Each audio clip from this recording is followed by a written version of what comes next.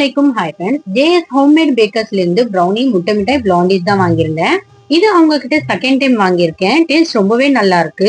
அவங்க வீட்லயே சுத்தமான முறையில சேல்ஸ் பண்றாங்க. எனக்கு ரொம்பவே ஃபேவரட்டான முட்டை மிட்டாய் எடுத்து சாப்பிட்டதும் அப்படியே வாயில மெல்ட் ஆயிடுச்சு. அவ்வளவு சூப்பரா இருக்கு. பசங்களுக்கு ரொம்பவே ஃபேவரட்டான ப்ரௌனி அப்படியே ரொம்பவே சாஃப்டா இருக்கு. பசங்களுக்கு ரொம்பவே பிடிச்சு போச்சு. முட்டை மிட்டாய், ட்ரீம் ப்ரௌனி, பிளாண்டிஸ், ட்ரிபிள் சாக்லேட் எல்லாமே ரொம்பவே சுத்தமான முறையில வீட்ல சேல்ஸ் பண்றாங்க. அதுவும் இல்லாம அகரம், கொளத்தூர், வீனஸ் ஏரியாவுக்கு ஃப்ரீ ஷிப்பிங்கோட கொடுக்குறாங்க. அதர் ஏரியாஸ்க்கு மட்டும்தான் ஷிப்பிங் சார்ஜஸ் எக்ஸ்ட்ரா. நான் சாப்பிடுறது பிளாண்டிஸ் ரொம்பவே நல்லா இருக்கு. எனக்கும் பசங்களுக்கு ரொம்ப ஃபேவரட் ஆயிடுச்சுன்னே சொல்லணும். அவ்வளவு சூப்பரா இருக்கு. மாஷால்லா. எந்த ஒரு அவேர்னஸ் இல்லாம இத்தனை நாளா பாக்கெட்ல வைப்பாங்க இல்லையா, அந்த கேக் தான் வாங்கி தந்துட்டு இருந்தேன். பட் இந்த ஹோம்மேட் ப்ரௌனி, முட்டை மிட்டாய் எல்லாமே எந்த கலரும் இல்லாம, ப்ரிசர்வேட்டிவ் கலர் இல்லாம ஃப்ரெஷ்ஷா குவாலிட்டியா பேக் பண்ணி தராங்க. நிறைய கஸ்டமர் வாங்கி நல்ல ஃபீட்பேக்கும் கொடுத்துட்டு வராங்க. உங்களுக்கும் வேணும்னா ஸ்கிரீன்ல தெரியற நம்பருக்கு வாட்ஸ்அப் 5:30க்கு இருந்துச்சு. முதல் வேலையா ஷீர் குருமா செஞ்சுட்டேன். அதுக்கப்புறமா கிச்சன் எல்லாமே கிளீன் பண்ணிட்டு பசங்களுக்கு தண்ணி சூடு பண்ணி கொடுத்துட்டேன். பசங்களும் ஹஸ்பண்டும் மசூதிக்கு போய் ஈத் நமாஸ் படிக்க போயிட்டாங்க. நானும் என் பொண்ணு எங்க அம்மா வீட்லயே படிச்சிட்டோம். டிஃபன் எப்பவுமே காலையில சிம்பிளா தான் செய்வேன்.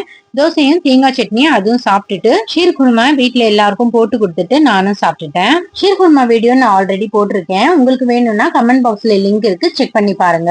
இந்த சாரீ தான் நான் ஈத்க்கு வாங்கினது. ஆல்ரெடி ஒரு வீடியோல காட்டியிருப்பேன். இந்த சாரீ ரொம்பவே லைட் வெயிட்டா இருக்கு. இந்த சாரியோட கிளாத்தும் ஆர்கன்சா ஃபேப்ரிக். இந்த கலரும் என்கிட்ட இல்ல, அதனால வாங்கி ஸ்டிச் பண்ணி வச்சுட்டேன். லைட்டா மேக்கப் பண்ணி ரெடி ஆயிட்டேன். இது எங்க அம்மாக்கு நான் வாங்கி கொடுத்த சாரி. இந்த சாரியும் ரொம்பவே லைட் வெயிட். எங்க அம்மாக்கு ரொம்பவே பிடிச்சிருக்குன்னு சொன்னாங்க. இவரோட ஃப்ரெண்ட்ஸ், பசங்களோட ஃப்ரெண்ட்ஸ் எல்லாருக்கும் பிரியாணி கேட்டிருந்தாங்க. நானும் ஒரு 3 கிலோ அளவு பிரியாணி செஞ்சேன். அதுல வேற எல்லாருக்கும் ஈத் முபாரக் சொல்றதுக்கு போன் மேல போன் வந்துட்டே இருந்தது. எல்லாருக்கும் ஈத் முபாரக் சொல்லி முடிச்சிட்டு நான் பிரியாணி செய்ய ஸ்டார்ட் பண்ணிட்டேன். நான் மட்டன் பிரியாணி தான் செஞ்சேன். அம்மா, பசங்க, ஹஸ்பண்ட் பிரியாணி செய்யறதுக்கு ஹெல்ப் பண்ணாங்க. சீக்கிரமா செஞ்சு முடிச்சுட்டு ஃப்ரெண்ட்ஸுக்கு எல்லாம் கொடுத்துட்டு நாங்களும் சாப்பிட்டுட்டோம். இன்னைக்கு வெண்டைக்காய் காரக்குழம்பு அரைச்சுதான் செய்ய போறேன். எப்படி செய்யறதுன்னு பாக்கலாமா? அதுக்கு நான் வெங்காயம், தக்காளி, தேங்காய், பூண்டு, பச்சை மிளகாய் எல்லாமே கிளீன் பண்ணி கட் பண்ணி வச்சிருக்கேன். இப்போ ஒரு கடாயில 2 ஸ்பூன் மிளகு, 2 ஸ்பூன் கடுகு, சோம்பு, வெந்தயம், சீரகம் எல்லாமே 2 ஸ்பூன் போட்டு வறுத்து வச்சுக்கோங்க.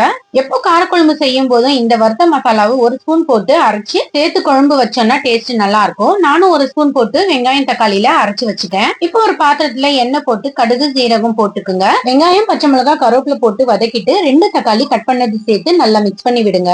கட் பண்ண வெண்டைக்காயை போட்டுட்டு 1 ஸ்பூன் உப்பு, மஞ்சள் தூள் போட்டு நல்லா மிக்ஸ் பண்ணி விடுங்க. மிளகாய் தனியா சேர்த்து அரைச்சது 2 ஸ்பூன் போட்டு வெங்காயம், தக்காளி, தேங்காய் அரைச்சது சேர்த்துட்டு கொஞ்சமா தண்ணி சேர்த்து வெண்டைக்காய் வேகட்டும். வெண்டைக்காய் வெந்த பிறகு புளி கரைச்சது சேர்த்துக்குங்க. தேவையான அளவு தண்ணி போட்டு உப்பு காரம் எல்லாம் செக் பண்ணிட்டு 10 நிமிஷம் நல்லா கொதிக்க விடுங்க. பச்சை வாசனை போகட்டும். அதுக்கப்புறமா அடுப்பு சிம்ல வச்சுட்டு கொத்தமல்லி போட்டீங்கன்னா வெண்டைக்காய் காரக்குழம்பு ரெடி. இந்த மாதிரி ஈஸியான மெத்தட்ல ட்ரை பண்ணி பாருங்க, உங்களுக்கும் பிடிக்கும்.